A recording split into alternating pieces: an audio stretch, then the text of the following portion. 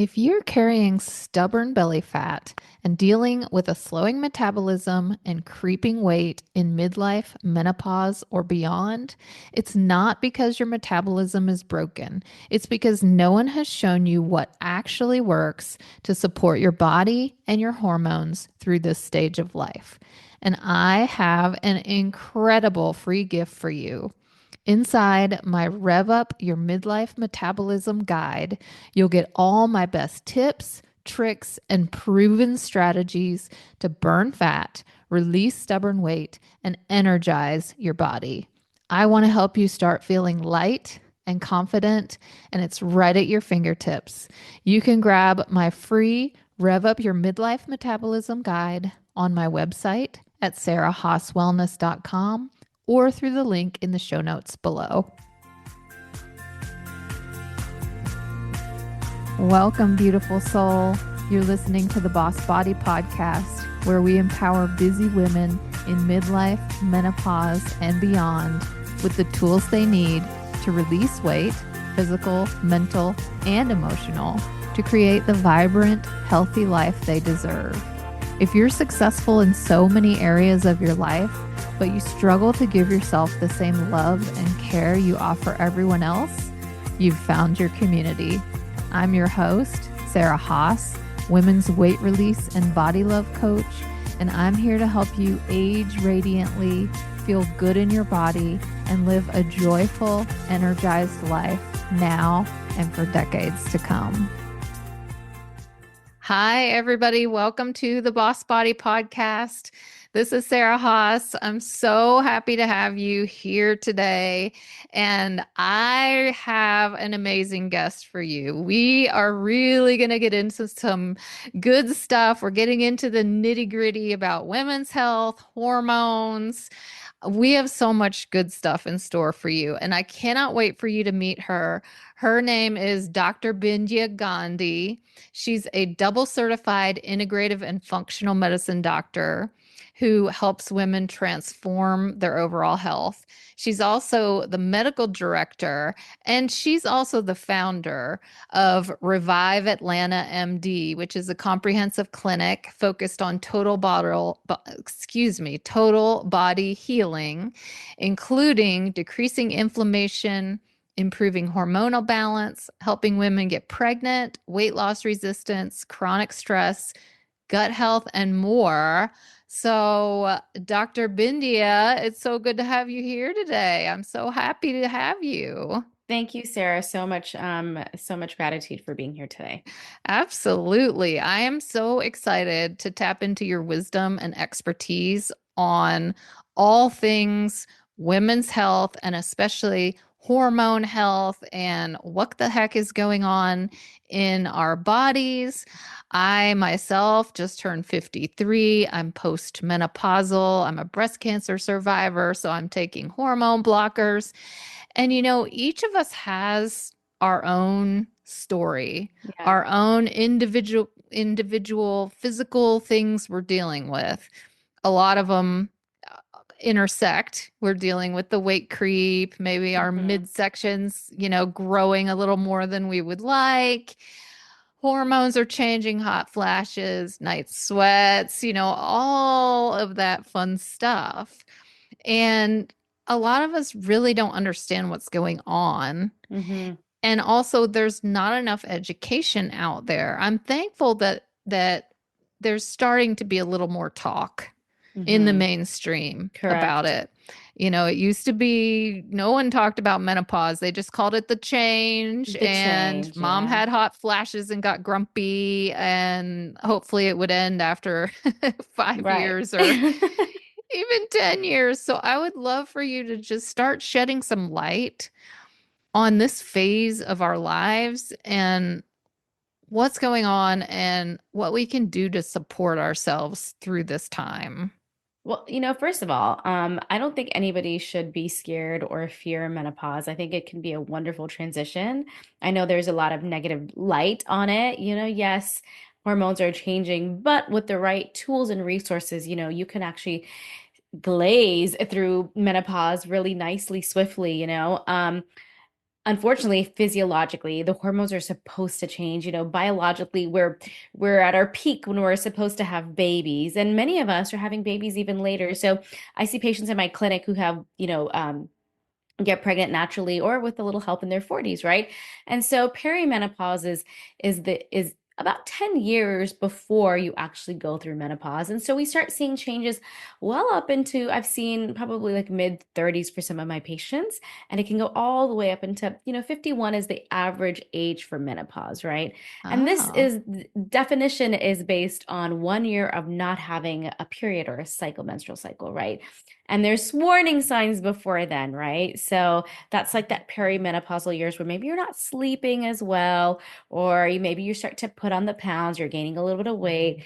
Maybe you start noticing that you're kind of feeling a little warm, a little flushed. So there are some changes that are happening, and your body is constantly talking to you, but sometimes we're not aware of it, and sometimes we're just in the hustle and bustle of life of, this is also the years, which is hardest because we're a sandwich generation, right? We've got younger kids to take care of, or maybe they're aging, maybe middle school, high school, whatever it is, and then we have our aging parents, right? So uh, a lot of life is happening at the same time while our body is changing, which then I think makes it even more intense and even more why women often feel like it can be miserable and problematic. But it doesn't have to be if we know what to expect and how to like move forward.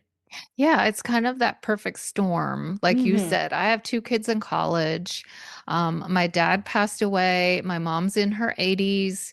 I know a lot of people who are caring for parents who are not in good health, Yeah. who are dealing with some serious issues. Hmm. And so you're trying to be a mom and a daughter and have a career. Correct. It's And tough. it's a lot. Yeah, yeah, it is a lot. And then with your body going through these changes and not always feeling our best, Hmm. it can be a tough time to navigate. And before we dive in any deeper, I would love to know how you got into this field. What brought you to wanting to do women's health? So, I'll always tell you it's my own personal journey and story, when I got into this world, um, mainly because I was sick. I had this rash on my face that wouldn't go away, had been to the conventional route, had tried, spent thousands of dollars seeing the doctors and trying the prescription medication in hopes that it was going to work, and it didn't, right? The I would put the prescription cream on for a week or two, would stop it because I was feeling better, and I was like, okay, this is gone, and then it would come back, right? There was a lot more going on that I was not aware of, and I kept asking and digging deeper, and nobody was able to help me. And that's when I learned about integrative and functional medicine, because I kept saying, do I have a nutritional deficiency? Do I have an autoimmune condition? And they kept like brushing me off. They're like, no, they kept switching creams and antibiotics and antifungals and antivirals, you name it. I think I probably wrecked my gut microbiome even more at the time, right?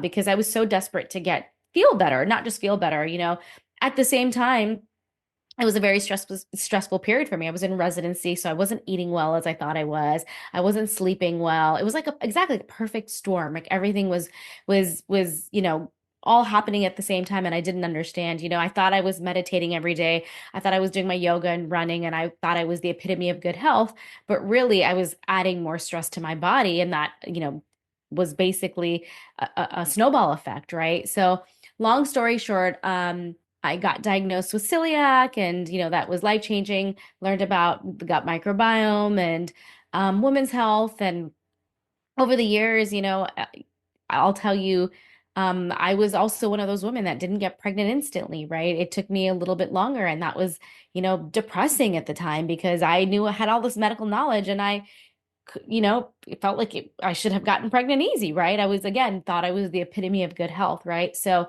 learning more about women's health, digging deeper, and then having a mom who had breast cancer a few years ago as well, right? So, kind of watching her transition and dealing with, seeing how we can how we can approach it very differently, right? Everything doesn't have to be so negative. It sounds so negative and it sounds so awful at the time. But when you have the right tools and resources, you know, you can actually think of breast cancer as a what's the word I'm looking for?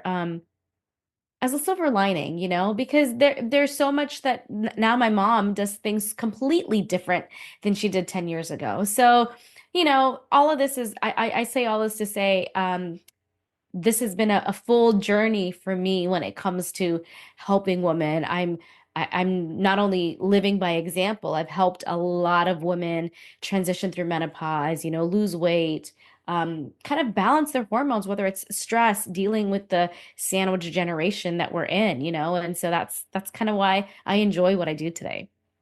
Well, I'm sorry to hear about your mom, but I hope that she is Oh, in she's good health thriving. Oh, now. she's thriving. She's Excellent. eats better, has lost weight. She's fantastic. Like I've never seen Yeah. her in such better health. So, Yeah. sometimes I think that this is what's supposed to happen to have like in her case was like a wake up call for her to be like, you know what, Yes. I'm gonna make some changes. Absolutely. And I can agree with that 100%, having my own experience with breast cancer. And the biggest thing immediately when I was diagnosed, the message I heard is you are way too stressed, you do way too much, and you need to slow down. And so I wasn't listening to my body, and I Mm-mm. don't feel like we necessarily cause diseases. Right. Obviously there was something brewing in there and I had a propensity toward that. Right. But Yeah. with anything, with autoimmune or Mm-hmm. whatever, you can counterbalance it Mm-hmm. with healthy activity, or you can tip the scales in the other direction when you have not so healthy. And I thought I was the epitome of health as well. Yeah. I ate Yeah. really healthy. I exercised every day. Heck, I was a nutrition coach, right? Right. Right. I never thought I would get breast cancer, but when I did, like you said earlier, your body talks to you. And for Mm-hmm. every woman, that's going to be different. Mm-hmm. And for me, it was loud and clear. Guess what? Now you have to deal with these treatments and you're going to have to rest through this. Mm-hmm. So that was a huge lesson for me and something that I have carried now on since I'm Correct. healthy Yeah. into my regular life, integrating Mm-hmm. downtime, Mm-hmm. rest, self care, plenty of Mm-hmm. time to sleep at night, and taking breaks when my stress level gets too high and not taking on too many responsibilities. But it's so easy to do so, right? Like Oh, it it's so is. easy to Yeah. have, especially as women. And I think this is where some of us have hard time saying no. Some of us are like, oh, but I got to be there for my parents, but I got to take care of my kid. Like you're in Mhm. such a dilemma. And um, part of it that I think that I'd like to just kind of mention, and I know you talk about this too, is mindset. It really has to do with mindset. And Sarah, I don't know any woman that is not stressed. A lot of the women that come to my practice, everybody is stressed, right? But it's the question is, how do you manage and handle your stress? Because all of us are stressed, right? Just we're handling it differently and our coping mechanisms are different. And that essentially is what can either make you or break you. Yeah.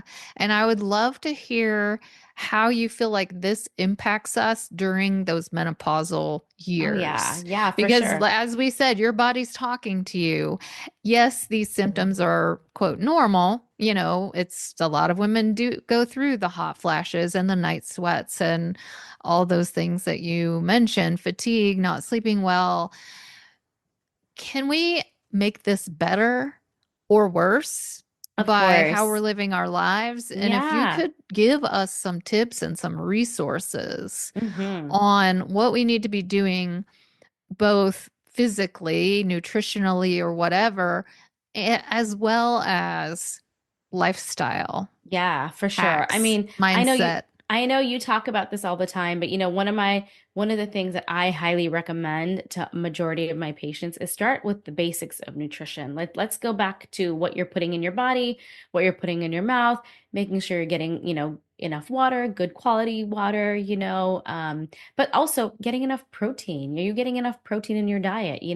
Protein controls your blood sugars as well. It also helps your metabolism. It also helps, um, you know, GLP-1 natural reproduction, so all protein is a must, especially one of the things that happens as we age is we start losing muscle mass, right? And so we're under protein anyway, right? And so this is why our testosterone is declining and this is why we have no libido and we're feeling slightly depressed, right? And you may be hitting the gym really hard, but you're not seeing any progress or results because of your testosterone. So, one of the things I really encourage is really make sure you're getting enough protein, one at minimum 1 gram per pound, ideal body weight, right? So focus on protein and make sure you're getting enough veggies. That's the other thing I'll always say. We're not eating enough veggies, and I'm guilty of this too. We need the fiber. We need it for, Oh, again, yes. our blood sugars, for our gut microbiome. So many reasons, but just focusing on,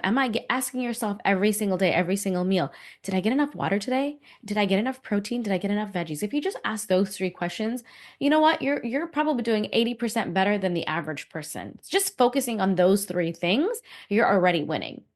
Yeah, and I love that you pointed that out because I preach protein to my women all the time because Yeah. women are dramatically under eating Oh, yeah. protein. And being a personal trainer, I know the importance of muscle, and you cannot build muscle without eating protein. And muscle increases your metabolism, which contributes to weight loss, right? But Yep. I like what you said in talking about eating more protein, eating your fruits and vegetables with the protein and the fiber, that affects your insulin hmm levels, Yeah. which is a hormone. And I don't think a lot of women realize that. When we think menopause, we think immediately think estrogen.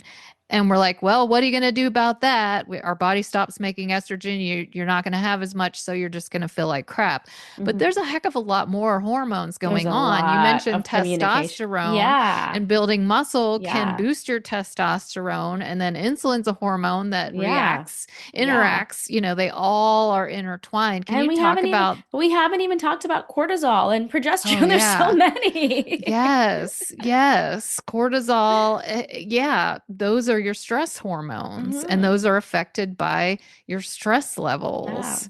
So, okay, so we've got the protein down. hmm We've got the eat fruits and veggies because that's going to help with our blood sugar. Yes. That's going to give us plenty of fiber. And then what's the next step? So then, once you're, once you've got that down really well, then I'm going to start encouraging some movement into the day, into the diet, into the regimen, right? So, I am a huge fan of walking. Walk every day. Get your 10,000 steps a day, to the best of your ability. And you know what? There are going to be days that you only hit 7,000, but if you make it up on the weekend, hey, that's perfect. If you hit 14,000 on a Saturday because you went for a longer walk, but you only hit 7,000 on one day. I always talk about the average, right? Because we know life is hectic and there's some days that you're sitting more than others, right? But just getting some movement in, it doesn't have to be anything fancy. Just walking will do you good.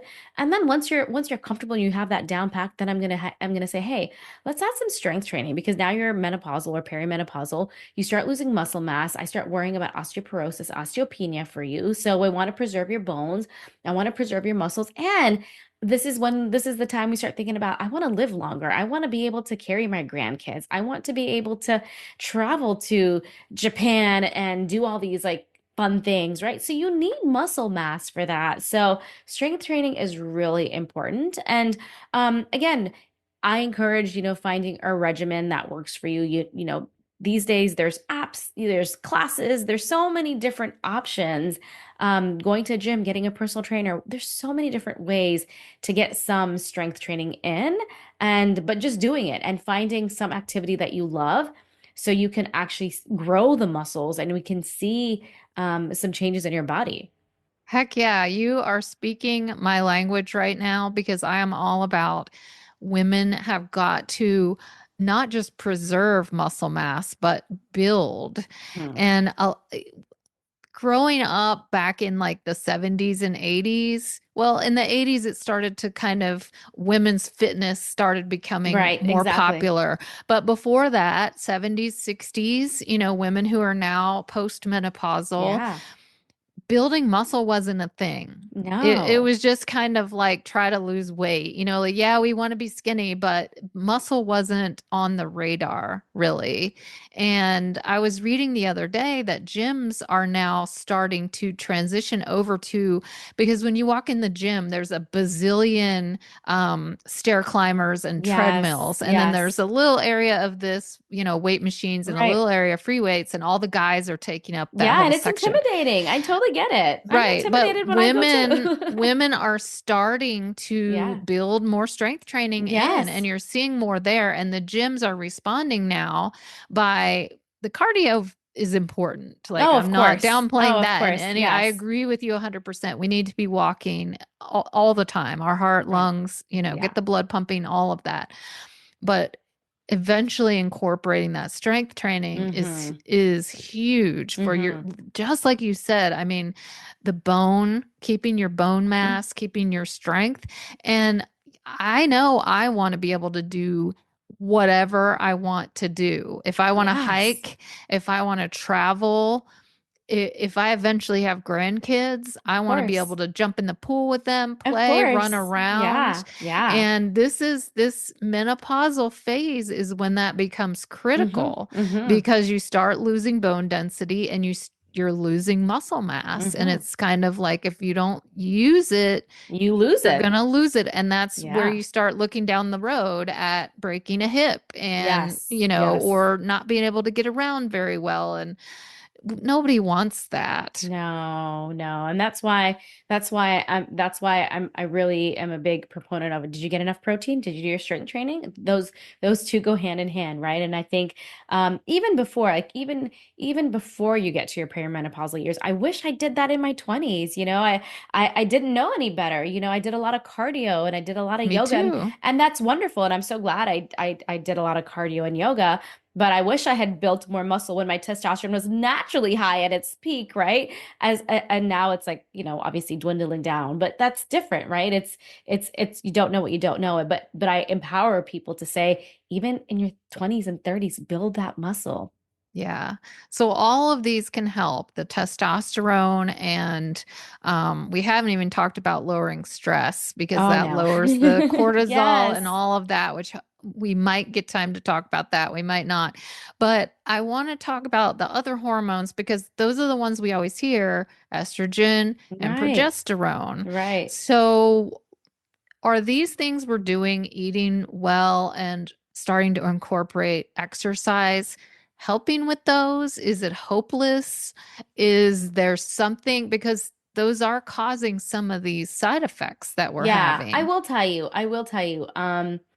It's not going to hurt you to eat better. I don't know if it's necessarily going to change your progesterone declining. Now, there is a correlation with when you are stressed. The more stressed you are, you're definitely going to have lower testosterone. You're definitely going to have lower progesterone, which then is impacting your sleep and causing more insulin resistance and all that stuff, right? So I can't definitively say eating more protein or eating more veggies is going to keep your estrogen high or your progesterone higher. I wish I could say that. Hmm. It's going to help you. It's going to mitigate some of the symptoms, right? So hopefully if you're having a hot flash, maybe it's not as intense as, it could be, right? It's all relative.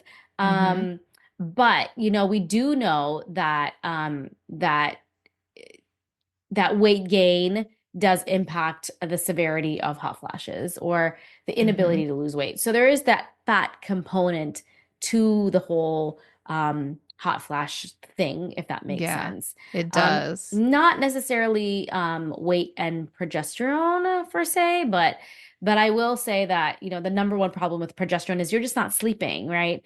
And you're tired and you're groggy and you're irritable, right? And so sleep this is when sometimes I do hormone replacement therapy in our clinic, right? For some people that need a little extra, I prefer bioidentical hormones, but we will use herbs and vitamins and supplements and say, hey, maybe let's try this vitamin and see if that'll improve, or let's try this herb, chase tree berry, to see if it'll help bring your progesterone up, that kind of thing.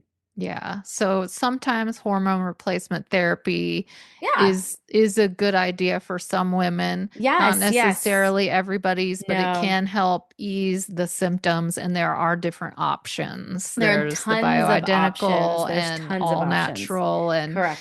yeah, so that is a thing that you have to talk to your medical professional Correct. about and Correct. decide for yourself if that is going to be a good fit for you.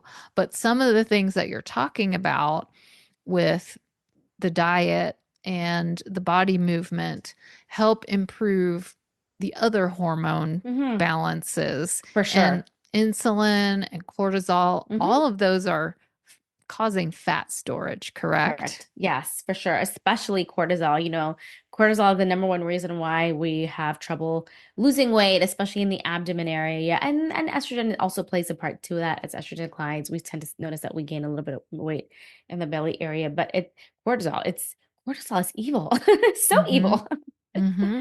Yeah. Yeah, and that's what we're pumping out when we're stressed. Yeah, and I can get really complicated when we talk about cortisol. We certainly don't want cortisol to be high, but we certainly don't want cortisol to be low, right? There's two extremes of cortisol that many people are not aware of when it's too high. So it's kind of like the fight and flight mode. If you're being attacked by a bear, we want cortisol to be high because we want that rush of adrenaline so we can run away from this bear, right?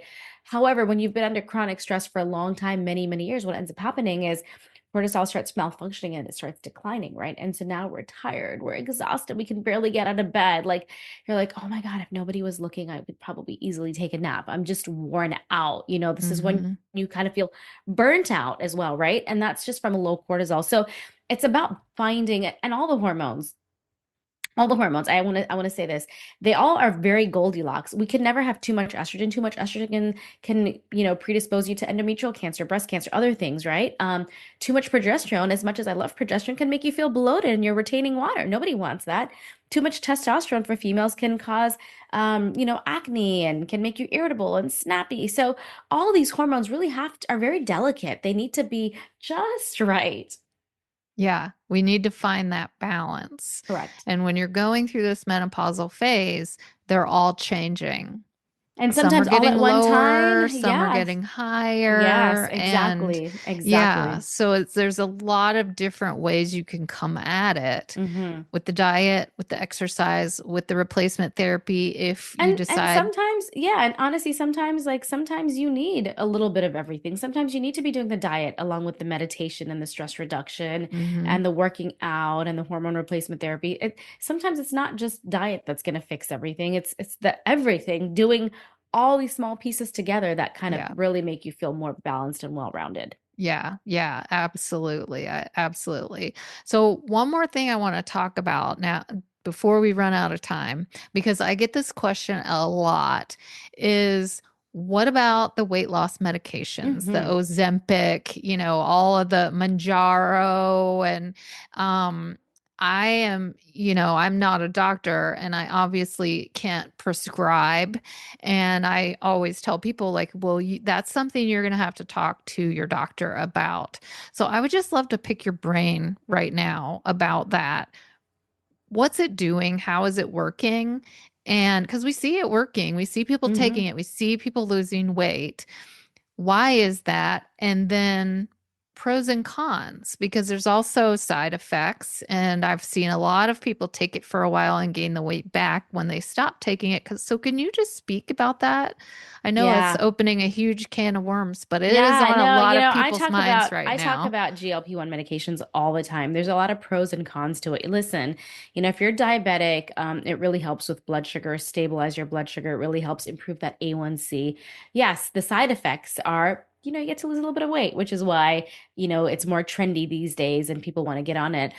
It helps with lower blood pressure. It helps with sleep apnea. It helps with fatty liver disease. It helps with kind of preventing heart disease. And so there's a lot of great indications now And those are all for diseases yes, that are brought on by carrying extra weight. exactly, exactly. And so this is one of the reasons why I do like using that agent for some people, right?